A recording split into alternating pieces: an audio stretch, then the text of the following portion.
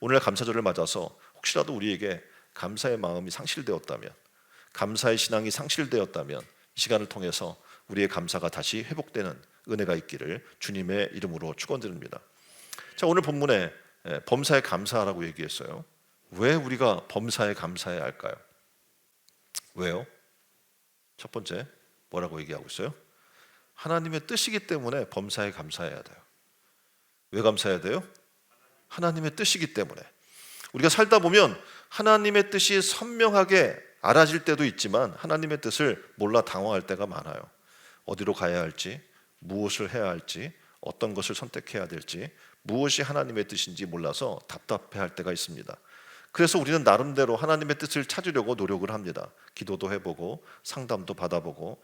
그런데 어떻게 보면 이렇게 믿음의 선배들의 상담을 받고 노력을 해봐도 하나님의 뜻을 알지 못하는 것이 있어요.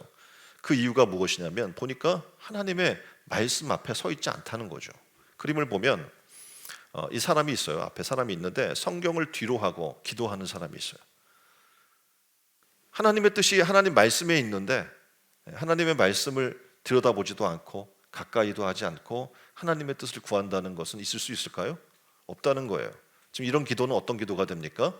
자기의 욕심을, 탐심을 구하는 기도가 될 수밖에 없는 겁니다. 여기서 하나님의 뜻을 발견하기 위해 하나님 말씀으로 돌아가라고 했는데 성경에서, 다시 말해서 말씀에서 하나님의 뜻을 뭐라고 얘기하고 있나요? 바로 오늘 본문의 말씀이에요. 데살로니가전서 5장 18절, 범사에 감사하라.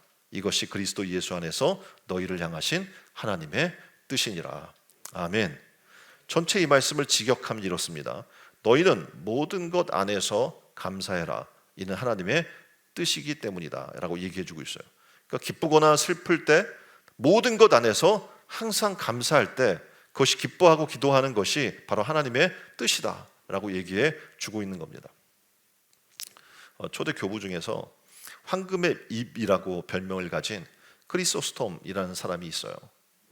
이 사람의 이야기가 이런 이야기가 있는데 그 복음을 전하다가 로마 당국의 체포가 됩니다. 그리고 투옥되게 되죠. 그때 그는 이렇게 기록을 합니다. 하나님, 이 감옥에서도 복음을 들을 자가 있어 저를 이곳에 보내심을 감사합니다. 감옥에 갇혔는데 감사하는 거예요. 얼마 후에 감옥에 갇혔는데 사형 언도가 내려진 거예요. 그랬더니 그가 다시 또 이렇게 기도합니다. 하나님, 나같이 천한 죄인이 순교자의 반열에 들어가니 감사합니다. 또 얼마 후에 사형 집행 직전에 황제가 변심을 합니다. 그 사형이 취소가 됐어요. 그러니까 또 그는 이렇게 기도를 합니다. 하나님, 아직도 이 종이 이 땅에서 할 일이 남아 있군요.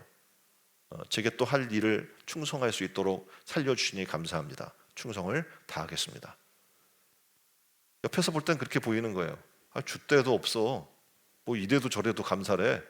도대체 뭐야 이게 상황이? 라고 이야기할 수 있어요. 그런데 주어지는 상황과 현실을 신앙적으로 해석하는 이런 사람이 참으로 감사할 수 있는 사람이라는 거예요. 하나님의 뜻을 우리가 전적으로 믿을 때 어떤 상황 속에서 우리는 어떻게 합니까? 감사할 수 있게 되는 줄 믿습니다. 근데 많은 사람들은요, 감사가 안 돼요. 형통하면 교만해지기 쉽고 고난이 오면 원망이 쉽고, 우리는 그래서 믿음의 선진들을 통해서 신앙을 배울 필요가 있습니다. 오늘 성경의 말씀처럼 범사에 감사하는 것, 그것이 하나님의 뜻임을 알고 어떤 상황 속에서도 하나님의 뜻임을 믿고 나아가는 삶, 그것이 어떻게 합니까? 바로 복된 삶인 줄 믿습니다.